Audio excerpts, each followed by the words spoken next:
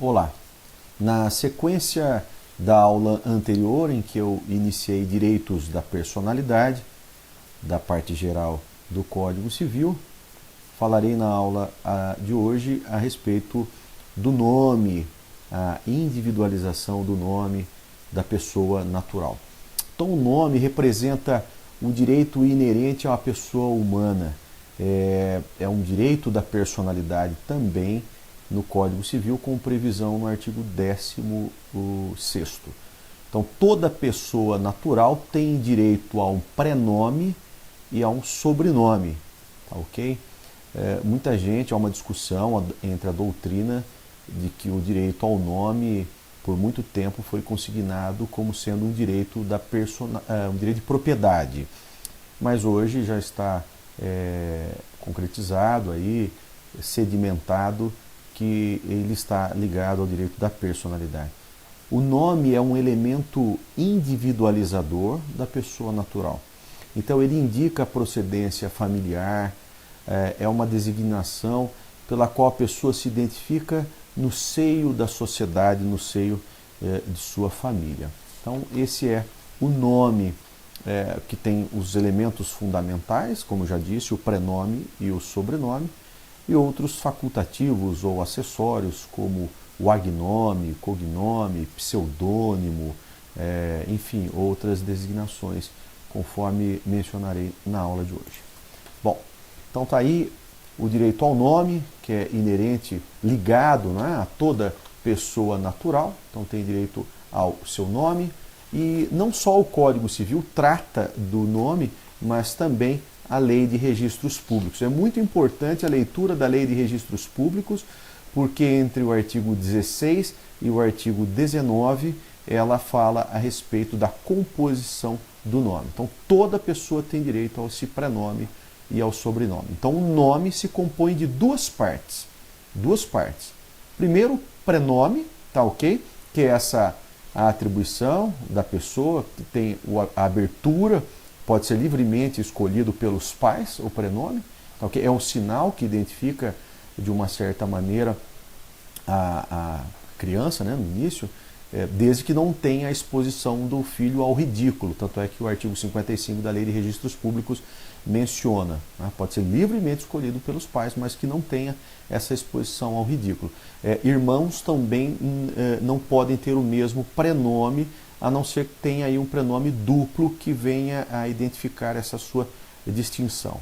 Tá? Antigamente, ao contrário, muita gente falava assim, nome de batismo, né, livremente escolhido pelos pais. Cada um antigamente falava aí o prenome que é atribuído à pessoa natural por ocasião da abertura de seu assento civil. Então esse é o prenome, tá ok? Os oficiais de registros podem se recusar, mas os pais podem eventualmente recorrer. Depois, em outra aula, eu falo sobre esse incidentes, né? Os apelidos populares, né, os apelidos públicos, apelidos notórios, também podem substituir o prenome oficial, também no artigo 58 da Lei de Registros Públicos e a Lei 9.708 de 98 dessa possibilidade, eventualmente. Tudo bem? Os prenomes, eles podem ser simples ou prenome composto. Pronome composto duplo, triplo, quádruplo, enfim, não há aí essa limitação. Já o patronímico familiar, como a gente fala, que é a herança, não é, que se transmite de pai ao filho, ele é adquirido por um dos cônjuges, às vezes, no casamento. Ele é um sinal que identifica a procedência da família, a estirpe, a origem familiar, indicando toda a sua filiação, e via de regra, no primeiro momento, ele é imutável. Adquire-se com o nascimento, poderá eventualmente ser simplesmente do pai ou da mãe, dependendo das hipóteses que a gente também menciona aqui. Tá ok? Então esse é o nome. Então o nome é composto de prenome e sobrenome. Então a gente responde só o primeiro nome quando questionado. Qual o seu nome? E a pessoa responde, João. Não, é errado. Quando a pessoa pergunta qual o seu nome, você responda o seu nome completo. Isto é, prenome e patronímico familiar, ou também conhecido como sobrenome. Bom, o nome ele é imutável, né? Ele é imutável, está na lei, mas a lei de registros públicos, ela permite essa retificação, essa correção em caso de erros, em casos de nomes que possam expor ao ridículo e outras possibilidades também de alteração do nome. A primeira delas, então, a regra, eu falo de novo, repito, que a regra é que o nome é imutável. Tá? O nome não sofre modificação, salvo algumas exceções. Tá ok? Então, o prenome ele é imutável, mas a lei de registros públicos ela permite eventuais retificações para erros gráficos e também nomes que exponham a pessoa natural ao ridículo, ao constrangimento, à vexatória. Tá ok? É um procedimento que depois eu menciono, mas a regra é imutável. Tudo bem? O procedimento ele é sumário, muitas vezes pode acontecer em cartório, com MP, o próprio juiz, mas é oficial que eventualmente não entende que o caso não é de alteração, tem que ser feita a distribuição e depois eu comento todo o procedimento em momento oportuno. Bom, eu separei aqui algumas possibilidades de alteração do nome. A primeira delas aqui é apelidos públicos, né? Eu mencionei aqui apelidos notórios, alguns chamam de alcunha, tá ok? Então você acrescenta entre o prenome e o sobrenome. O exemplo aqui da Xuxa, né? Que era Maria da Graça Meneghel e depois Maria da Graça Xuxa Meneghel. Também o Pelé, Edson Arantes do Nascimento, e depois ficou Edson Pelé Arantes do Nascimento, né? Pelé Arantes do Nascimento. Enfim, tem uma porção de pessoas que incorporaram, né? Principalmente no ramo, na área musical, em que se você perguntar o nome, o prenome de certas pessoas, você jamais identificaria a ligação com aquela dupla, às vezes sertaneja, ou enfim. Outra exceção é que a jurisprudência entende possível de mutabilidade do nome é a tradução de nomes estrangeiros. Então eu coloquei aqui a Mary para Maria, o Peter para Pedro, enfim, outra possibilidade de modificação do nome. Outra possibilidade, a terceira que é elencada, é a adoção, tá ok? Então a adoção tem dispositivo próprio no Código Civil, o artigo 1627.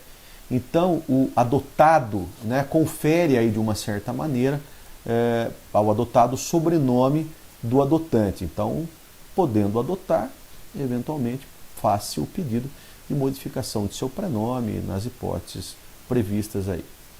Outra possibilidade também é homônimo. Não é? O que é homônimo? É nome parecido, né? Nome igual, em que justifica a utilização e que causa uma confusão no seio da sociedade, prejuízo. Quantos João de Deus, né?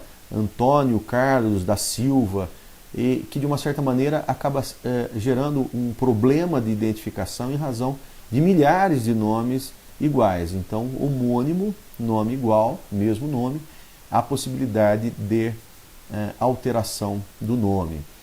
Outra exceção que eu pulei aqui, a quarta na ordem dos meus slides, é que um ano após a maioridade, isto é, de 18 a 19 anos, a Lei de Registros Públicos, lá no artigo 56, permite a alteração via administrativa. Tá ok? Tem uma possibilidade, mas após esse período de um ano, só mesmo a ação de retificação no assento civil. Tudo bem? Mais uma exceção, a proteção às vítimas, não é? Muitas vezes vítimas, testemunhas ameaçadas. Essa lei 9.807 de 99, ela protege as vítimas, as testemunhas ameaçadas e permite a averbação dessa sentença em que concede a alteração do nome, não é? Como medida de proteção. Isso não pode mencionar, lógico, o nome alterado. Tá? outras possibilidades, né? Em caso de divórcio, né? Em que as partes escolhem a utilização ou não do nome.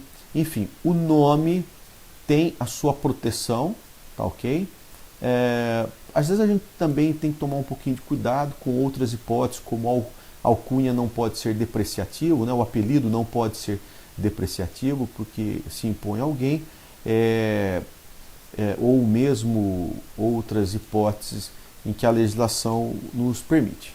Então essas são as exceções da mutabilidade do nome. O pseudônimo, como eu disse também, como alguns falam, o pseudônimo, que é o apelido, não é? A alcunha, ela propiciando não a má utilização, como propaganda comercial, outras hipóteses, o artigo 19º também protege e alcança o apelido, né? Esse apelido público, as alcunhas, também como pseudônimo, a proteção do nome. Há uma extensão com o pseudônimo pelo Código Civil. É importante também, não menos, mencionar a respeito da palavra e a imagem. A palavra e a imagem também goza de uma proteção, é um direito da personalidade, está no Código Civil, assim também como está na Constituição Federal. Tá, ok? Existe uma lei específica, a Lei 9.610 de 98, ela regulamenta a palavra, os escritos, a imagem, e é um direito da personalidade. Então toda pessoa que tem a sua voz veiculada, não é? Toda pessoa que tem seus escritos, suas composições, suas melodias, suas harmonias, toda pessoa que tem a sua imagem violada, terá proteção, conforme lá no artigo 20 do Código Civil.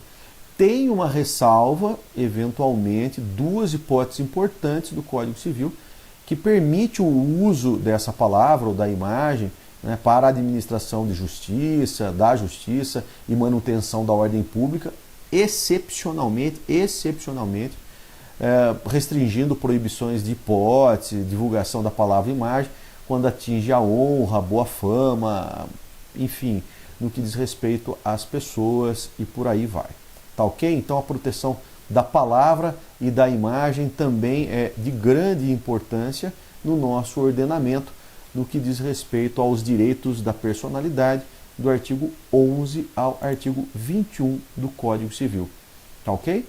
Então essa é também a intimidade, a nossa intimidade, a honra, né? Que o uso do nome, da palavra, a imagem, tudo, né, são exemplos de direito da personalidade. Então, a lei ela sempre busca meios de proteção quanto aos direitos da personalidade. Então, o artigo 5º da Constituição Federal, inciso 10º, e o artigo 21 do Código Civil protege a intimidade. Tudo bem? Tem uma pergunta que eu deixo nesse material a respeito de uma mulher casada e outra pergunta de alternativa sobre as disposições do próprio corpo que é vedado pelo Código Civil, como mencionei na aula anterior. É isso aí.